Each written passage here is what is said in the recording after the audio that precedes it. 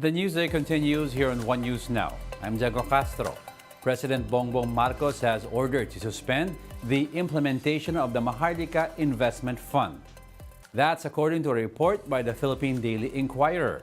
The Inquirer cites a memorandum to the Treasury Bureau, the Land Bank of the Philippines, and the Development Bank of the Philippines. In the memo, Executive Secretary Lucas Bersamin says the said institutions are to hold off the enforcement of the MIF's implementing rules and regulations by the President's orders. Bersamin says the suspension stands pending further studies of the IRR. The suspension comes on the heels of President Bongbong Marcos' slashing Land Bank's dividend rate to 0%. The Land Bank and the DBPs initially sought regulatory relief from the Bangko Sentral after contributing a combined 75 billion pesos as seed money for the MIF. The regulatory relief would allow the lenders time to restore their capital and keep their capital equity ratio from dipping below BSP requirements. Israeli ambassador to the Philippines, Ilan Fluss, says Islamic Jihads are behind the hospital blast in Gaza that claimed the lives of hundreds of people. In an interview on Radio 5's Bangon Bayan with Mon, Fluss claims the bombing is another terror attack launched by the Islamic Jihads, a group supposedly allied to the Hamas. Health authorities in Gaza, though, are blaming the blast on an Israeli airstrike. Gaza's civil defense chief said 300 people were killed, while the health ministry said the tally goes up to 500. This was the bloodiest single incident in Gaza since Israel launched a bombing campaign in retaliation for Hamas's attack.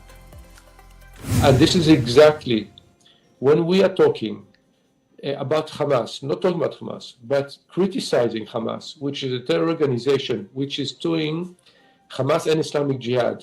From one side, their full purpose is to attack and to butcher and to murder civilians. Secondly, they are using their own citizens as human shield. Meanwhile, the Philippine Embassy in Israel shares photos of the first batch of Filipino repatriates set to arrive in the Philippines later today. The embassy says it is also assisting another group of 19 Filipinos who are set to fly home on October 19.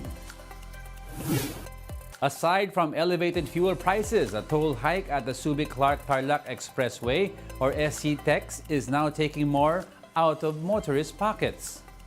The Toll Regulatory Board approved a 64-centavo toll hike per kilometer, which took effect on October 17.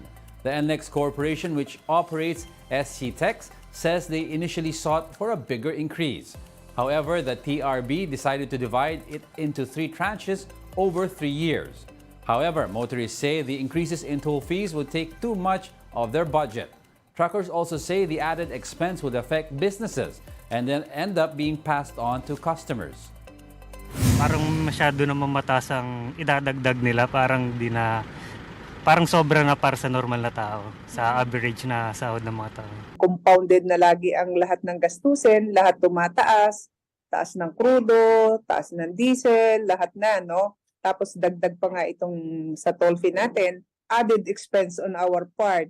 At saka yan magiging dagdag din na ipapasa namin sa aming mga customer, and incidentally, yung mga customer namin, ipapas on din naman sa atin, sa lahat sa atin, kay Juan de la Cruz.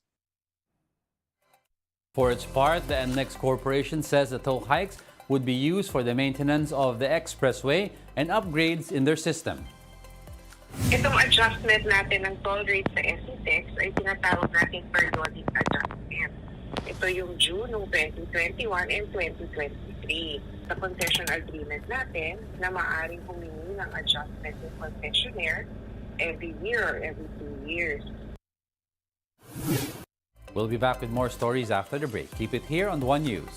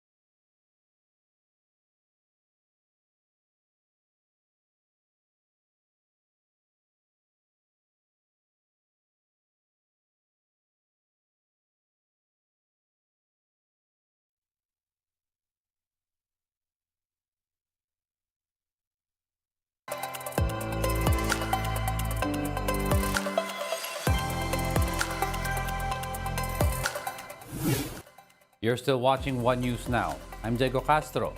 It's not just the House of Representatives that has been dealing with hackers as of late. Even the Senate recorded a spike in cyber attacks on its systems over the weekend. During a Senate hearing on Tuesday, Senate Secretary Renato Bantug Jr. personally demonstrated the website traffic of the Senate, where the requests for access to it have increased. Fortunately, hackers reportedly failed to breach the Senate's website because it was immediately detected by their anti-hacking software. The malicious access requests were said to come from both international and domestic sources. Bantug says the hackers won't obtain anything from the Senate's website because everything visible there is open to the public. What we have online in the Senate website are essentially public documents, no? Records of the proceedings, committee hearings, etc. Now, the only possible private data that they can mine would be our email server. But none of our senators, as of the present moment, use our email servers. So, it will not be compromised. Yung mga ganito naman, especially for a public institution like the Senate, where most of the data are public, it's essentially just them trying to vandalize or putting graffiti in the homepage, or the denial of service, by brute force, meaning they'll force us to go offline. So those are the classic attempts, no? In response to the recent hacking incidents among government agencies, the Senate is implementing preventive actions to ensure the safety of their website.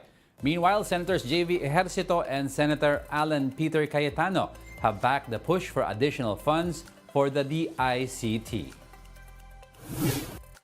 In sports, Barangay Nebra is now searching for a possible replacement for Justin Brownlee. This comes after he tested positive in the first doping test at the 19th Asian Games. According to Team Governor Alfrancis Chua, they are awaiting Brownlee's penalty and the decision of the Samahang Basketball ng Pilipinas. He adds that they will no longer appeal the results of the second urine test conducted by the International Testing Agency. For now, Brownlee is staying in the US. Tingnan natin, sana matapos kagad, ma-resolve kagad para, again, ang Pilipinas gusto siyang makita maglaro uli sa PBA dahil siguro para palakpakan lang dahil yung binigay niya sa bansa natin. And the Metro Manila Film Festival has announced that 6 more films will be officially part of its 2023 edition to complete its expanded 10-entry lineup. The MMFF, which annually showcases 8 film entries, decided to unveil 6 official entries for the second set after films that ranked 4, 5, and 6 came into a 3-way tie. The 6 films completing the 2023 MMFF entries are When I Met You in Tokyo, starring Christopher De Leon and Vilma Santos, Becky and Badette, starring Eugene Domingo and Pokwang, and Broken Hearts Trip, starring Christian Bables. Piolo Pascual's very first horror film, Malyari, will also be seen at the MMFF. Alessandra De Rossi will star in the fantasy film Firefly. People are also looking forward to the offering of MQuest Ventures Gomburza, their collaborative project with Zescom Films. Aside from Gomburza, another MQuest Ventures film, Penduko, is also included in the MMFF, as well as Star Cinema's Rewind, Family of 2, featuring megastar Sharon Cuneta and Campon, starring Derek Ramsey and Beauty Gonzalez. The MMFF film entries will be screened in cinemas nationwide from December 25 to January 7. The MMDA also stated that there should be no hard feelings for other films that didn't make it to the film festival this year. Regarding ito nga ang Final 4 na naging Final 6. Pero at the end of the day, meron po tayong selection committee na itinalaga even before masubmit itong mga pelikulang to. And those are the top stories of the hour. Join us again at 11:15 a.m. as we continue to monitor the day's biggest stories. I am Diego Castro. We are One News. All sides, all the time.